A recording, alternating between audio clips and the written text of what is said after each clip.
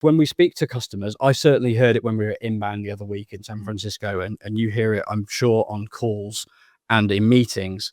The same sorts of things come up. For example, the first one here, we spend more time updating plugins and fixing issues than actually improving our website.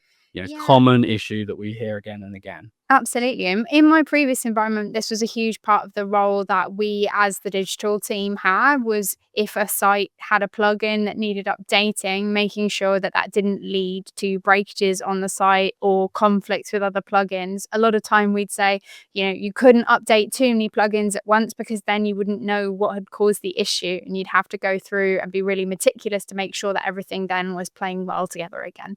So if we were in the middle of delivering a campaign and then something came up that needed updating, we didn't want to leave it too long because that created vulnerabilities, or could even stop working if we didn't make the changes quickly enough. So we'd have to down tools on what we were trying to deliver to make sure that we were fixing our burning platform first.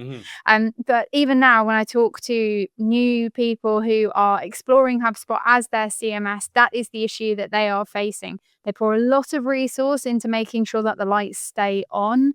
And that can be either through ongoing developer relationships with agencies or even having an in-house developer. And the issue there is that most businesses don't need a full-time developer of their own. So they end up with quite a key, more than one full-time developer. They end up with a key man situation. That person goes on holiday. How do they make those changes? If those fixes need to be done, what happens? So that one is something that I hear a lot of, that actually there's a lot of pain making sure that your site stays working the way it did on the day that it launched.